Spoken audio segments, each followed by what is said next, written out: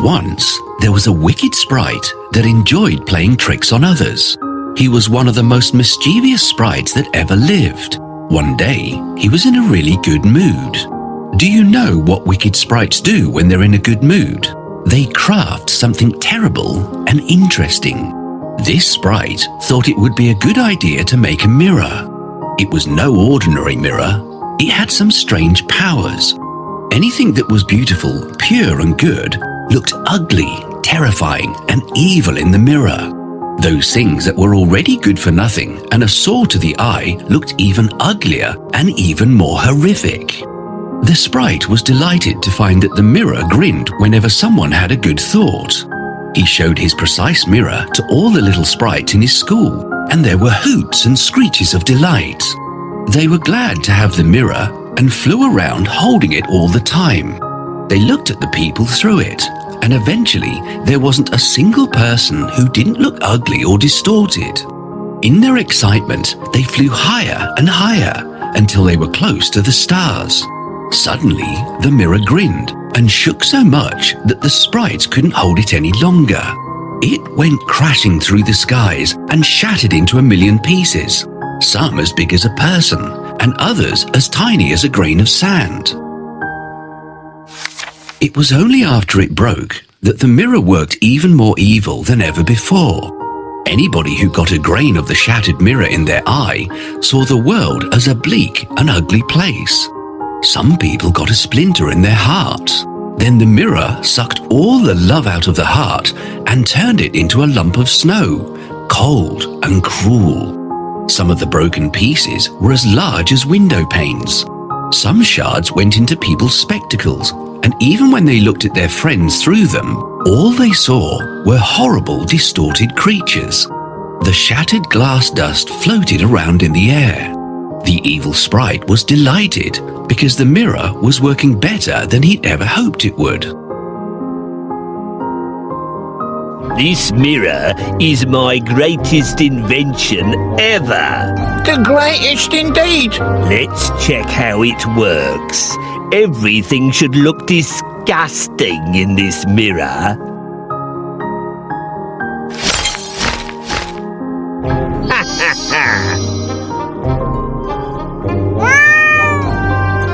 Just look at this.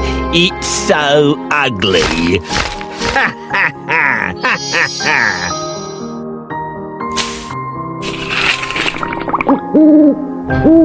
Look, it's so skewed.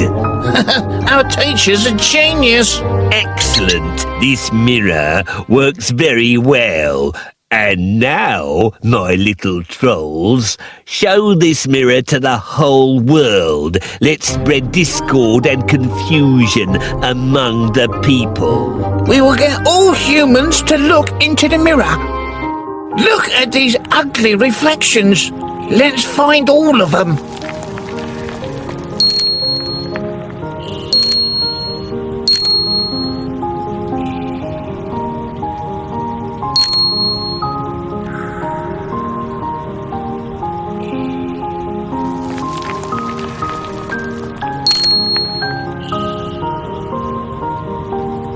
Oops! Shards of the mirror scattered around the world. That's good. Shards of the broken mirror will bring even more evil to the world.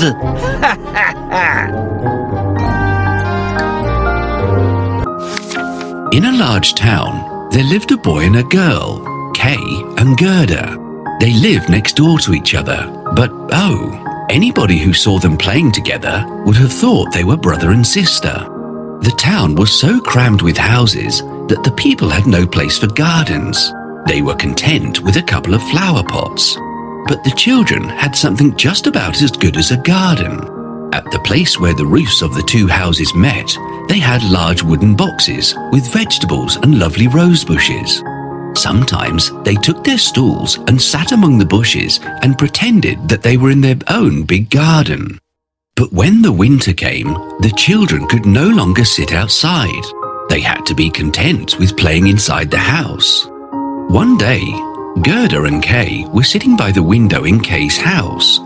Kay's grandmother, who was looking at the snowflakes, said quietly, The white bees are swarming. Kay and Gerda looked at her in surprise. Grandma, do the bees have a queen? Kay asked. Oh yes, they do. Said Grandma. Where the swarm hangs in thick clusters, she flies there. Sometimes she flies into towns and peeps in through the windows. When she does that, the most beautiful patterns form on the window pane. Have you both seen this happen? Kay and Gerda nodded. They'd seen it many times, so Grandma was telling the truth. That evening, when Kay was sitting by the window alone, he saw something remarkable. He noticed that one snowflake was larger and prettier than the rest and sparkled in the moonlight. The flake of snow grew larger and larger, and at last it was like a young lady dressed in the finest white gauze made of a million little flakes like stars. She was so beautiful and delicate. But she was made of dazzling sparkling ice and was so full of life. She turned around to look at Kay. She nodded towards the window and beckoned with her hand. Kay was frightened and jumped down from the box. It seemed to him as if, at the same moment, a large bird flew past the window. The next day was very different. There was snowfall at first, but afterwards the sun shone brightly.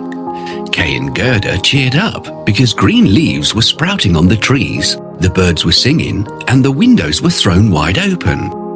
That summer was very special because the roses that bloomed were prettier than ever before. Gerda learned a hymn that mentioned roses. She sang it to Kay, and he liked it very much.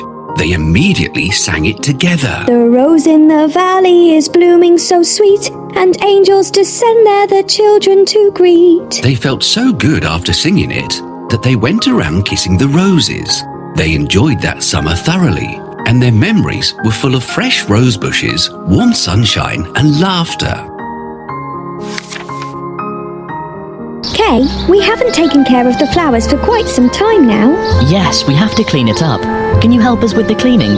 First, let's pull out all these weeds.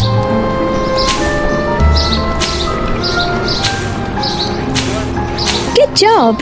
Now the flowers can grow without any hindrance. What's next? I think we have to cut down all the dry branches and leaves.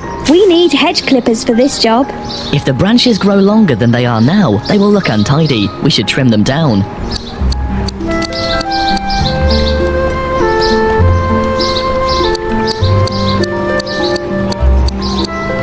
Excellent. Now we need to water the flowers. We need a watering can.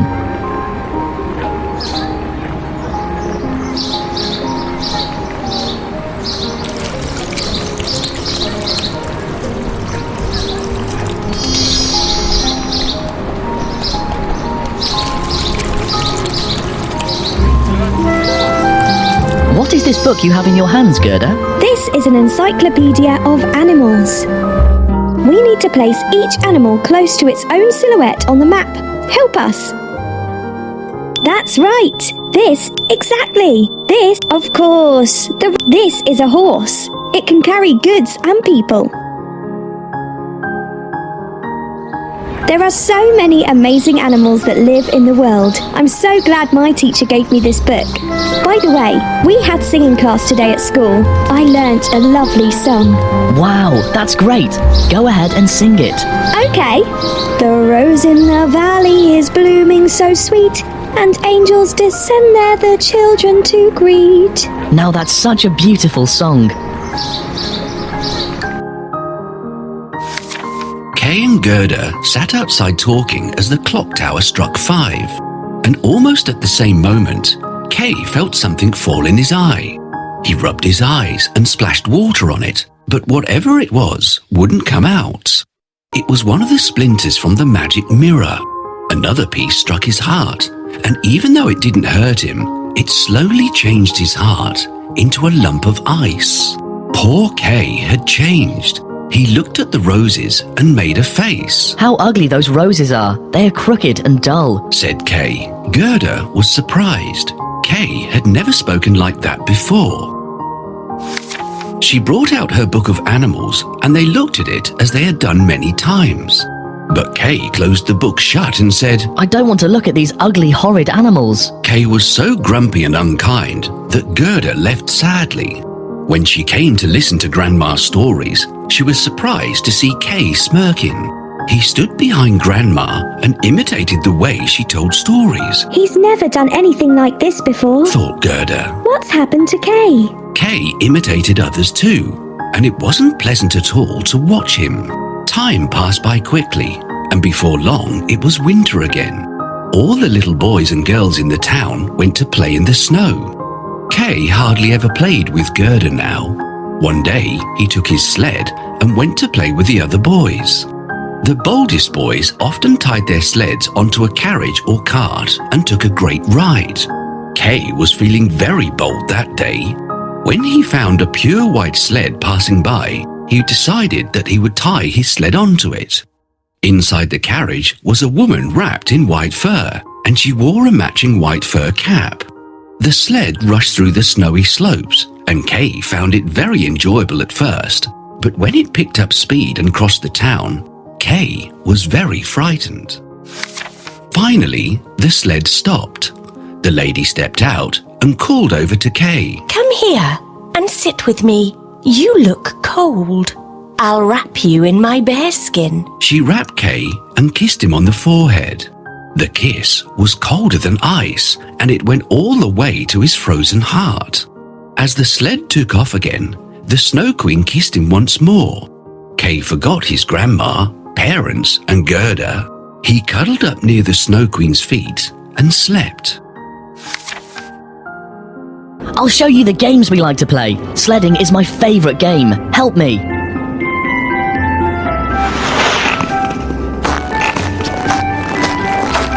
Good job. Let's do this one more time. That's enough. I'm bored of sledding. Let's make a snowman.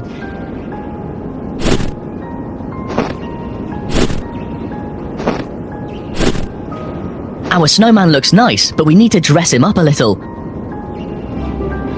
Yes, this is exactly what I want. Wow, I can see a beautiful sled down there. I'd like to sled on it. We have to tie my sled to it. I do this often with my friends. Can you help me get there? Help me get to that beautiful sled.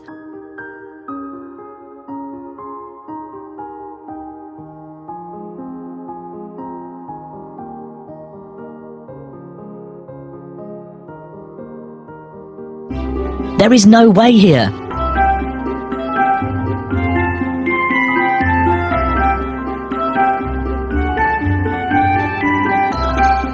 Good job. Thanks a lot for your help.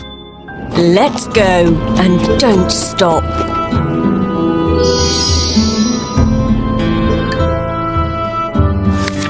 Did you ever wonder what happened to Gerda after Kay went missing? Gerda waited and waited by the gate, but Kay did not come back. In the evening, she went to see the boys playing on their sleds. Did you see Kay? She asked. Oh yes, he tied his sled onto a big white sled and left the town, Said one of the boys. Gerda was very sad. She waited and waited for Kay right through until spring. I wonder where Kay is. I hope he's safe. She thought one day. Don't worry. He's safe. The warm sunshine spoke softly. But Kay has gone forever. She wept. No, that's not true. The swallows sang. Somehow, Gerda felt better after that. She wondered what she ought to do. She went home and put on her favourite red shoes. She went to the river and spoke sadly to it. River, did you take my beloved Kay with you? Please take these shoes and give him back. She pleaded. She threw the shoes, but they were washed back onto the riverbank. I think I'll throw them farther. Thought Gerda. Suddenly, she saw a boat lying among the rushes. She got into it, and from the boat, she threw her shoes as far as she could. The boat rocked and began to drift away from the shore. Gerda was scared, but she held on tight to the boat. I never thought it would be so frightening to travel on a boat all by myself. She thought. She drifted towards a cherry orchard with a little cottage right in the middle of it. Standing outside the cottage was an old woman with a crooked stick in her hand. Help, save me! Gerda cried out. The woman looked up sharply and before long, she came rushing towards the stream and gently lifted Gerda off the boat. Where were you going all by yourself in that boat? Asked the woman. Gerda told her about Kay and asked the woman if she had seen him, but she shook her head. The woman liked Gerda very much, and she'd always wanted a daughter like that.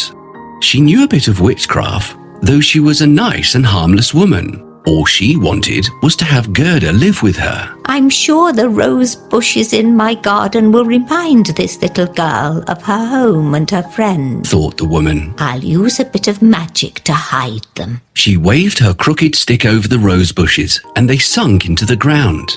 Then she softly combed Gerda's long hair and said, You shall live here, little girl, and we'll get along wonderfully. It was almost as if Gerda was under some sort of spell. She stayed with the woman for a long time.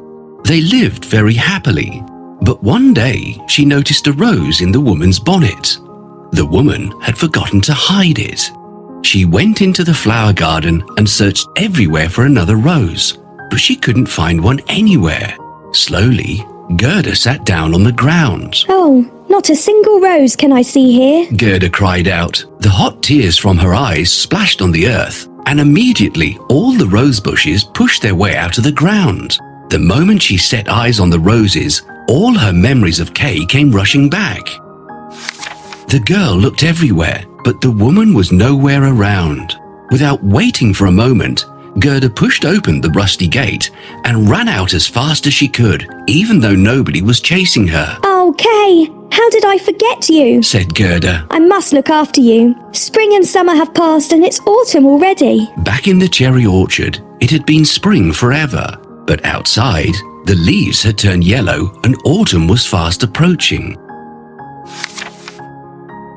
This is such an amazing place. There are a lot of roses here. They remind me of Kay. I must find him. All right, darling. But before you leave, can you do me a favour? Please go to the garden and gather some cherries for me. Sure. She's such a good girl, but I'm afraid that something might happen to her. It would be safer if she stayed with me. We should hide all the roses so that they won't remind her of Kay. Can you help me?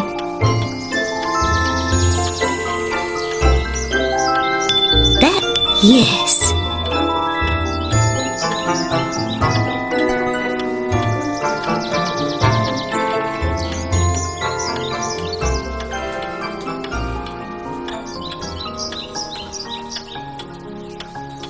Good job. I've gathered all the cherries in your garden. I have to leave now. All right, my dear. Will you allow me to comb your hair before you go? I wonder where I left my hairbrush. Can you see the hairbrush? Where can it be? There it is. Thank you. Magic comb. Please help this little girl forget her past and stop worrying. Well, this is it. Oh, I feel so light and free. I really like your house and this garden, but I can't help feeling like I've forgotten something. It's because you are tired, my little child. I have a room for you. You can rest there a while. I've not been there for a long time, so you will have to clean up the room. We need to clean the room. I see a cobweb in the corner of the ceiling. We'll brush it away. Let's fix the curtains. Now we need to make the beds. We have to remove that basket. Let's put some books in the shelf. Ah, roses! The roses were missing in the garden. Oh, how could I have forgotten about Kay and our roses? I must leave.